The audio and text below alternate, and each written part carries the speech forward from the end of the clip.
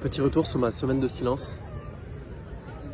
Déjà, c'est quelque chose que je vous conseille tous et toutes si vous aspirez vraiment au vrai éveil, c'est-à-dire pas un truc qui est conceptuel dans votre tête, mais un truc qui est vrai, c'est-à-dire un truc que vous vivez dans votre humanité et vous allez devoir traverser émotionnellement des choses très difficiles, il faut s'y attendre.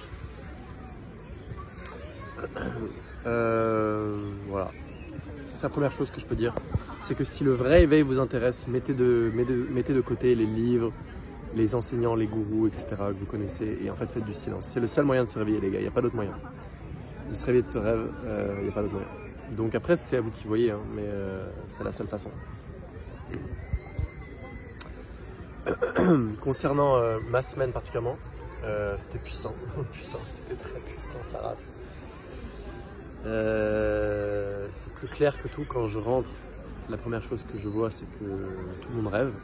Bon, ça, je le savais déjà avant, mais là, c'est plus clair que tout. Quand tu as cette distance pour le voir, quoi. Et ça, c'est sûr. Ça, c'est sûr. Autre chose, c'est que spirituellement, il y a encore des trucs peut-être à voir. Je pense que je ressens que spirituellement, il y a des trucs encore que j'ai pas vu. Je sais. Mais en fait, c'est pas que la partie spirituelle que tu travailles dans ces cas-là, c'est aussi beaucoup la partie émotionnelle. C'est ça qui est très pas assez mis en avant en spiritualité, c'est ça le problème. En fait, la partie spirituelle, c'est presque secondaire, la conscience, ce qui est, etc. Ok, très bien, mais en fait, tous vos traumas, tous vos trucs, c'est ce que disait mon ami russe, qui est un peu un dictateur comme tous les Russes, mais je l'aime bien. Mais il disait que le vrai deal, en fait, c'est pas de trouver Dieu. Le vrai deal, c'est de te débarrasser de tes traumas, de toute ta souffrance, tu vois. C'est là que le vrai truc commence. Avant ça, c'est du baby's game, c'est pour les enfants, quoi. Et c'est vrai. Et c'est vrai, d'une certaine manière, c'est vrai. Donc, voilà.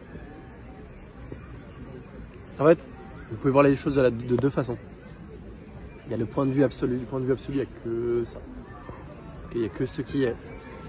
Et comme il n'y a pas d'individu séparé, il n'y a rien non plus à atteindre, rien besoin d'atteindre. Parce que tout ça, c'est le rêve de Dieu. C'est juste le rêve de Dieu, il n'y a que ce qui est. Ça, c'est une perspective. Maintenant, vous avez l'autre perspective, c'est que vous êtes aussi un être humain, une incarnation humaine. Et de ce point de vue-là, il y a beaucoup de souffrances, beaucoup de traumas aussi qui existent dans l'être humain.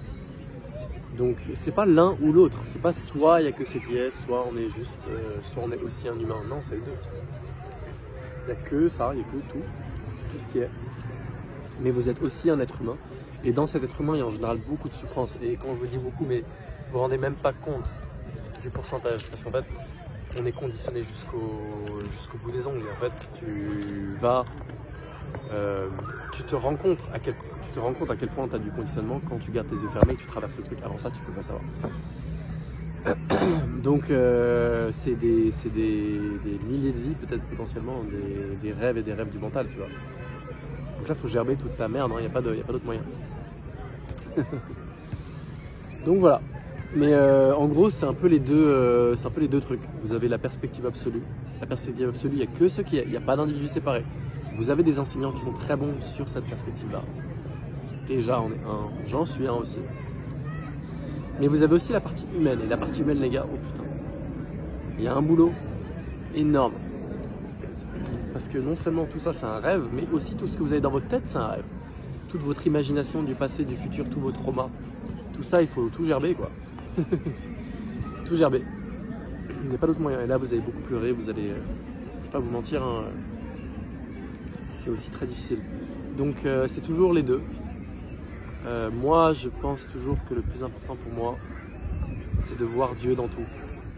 La perspective absolue de il n'y a que ce qui est. Et oui, bien sûr qu'on est aussi un être humain avec ses traumas, ses challenges et juste un corps humain et qu'on va avoir qu'une vie, c'est vrai. Mais pourquoi je me focalise toujours quand même un peu plus sur la perspective absolue, c'est que l'autre truc, il y a très peu de gens qui vont aller au bout du chemin. Parce qu'en fait, ça demande trop de travail, ça demande des milliers d'heures de méditation. Et qui a le temps et l'énergie de faire ça aujourd'hui? Il y a peu de gens. C'est ça le truc. Alors que l'autre perspective, la perspective absolue, c'est très simple. pour tout le monde de le voir. Donc pour moi, ça restera toujours mon focus number one. Après, si je suis prédestiné à devenir un Bouddha dans cette vie, je le serai. Mais pour moi, la vérité qui rassemble tout, toutes les traditions, tous les maîtres, c'est qu'il n'y a que ce qui est. Que la perfection de Dieu. Tout ce que vous voyez, c'est Dieu. Il n'y a que la perfection du Seigneur. Voilà. Après, est-ce qu'on est aussi un être humain avec énormément de trauma? Oui. Je dis pas que c'est une partie secondaire, c'est une partie pour les gens qui sont plus avancés sur le chemin. Voilà. Donc au final, c'est les deux qui se rejoignent et vous allez même au-delà des deux. Voilà ce que je peux vous dire, les amis. Mais semaine extraordinaire. Semaine extraordinaire d'une intensité peut-être comme j'ai jamais eu. Je ne sais pas si j'ai eu une intensité comme ça. C'était un truc de malade, quoi. Je vous conseille tous et toutes de faire des retraites de silence comme je vous ai dit. Il y a moyen qu'un jour j'en fasse en France. Peut-être l'année prochaine, on verra. Mais pour ça, il faudrait que des gens aussi m'aident à organiser. Moi, je ne suis pas bon pour organiser. Et ça me saoule honnêtement, je vais vous le dire honnêtement. Donc s'il y a quelqu'un qui se porte volontaire pour organiser le lieu, l'endroit, etc. Dans ce cas, oui. Mais je le ferai pas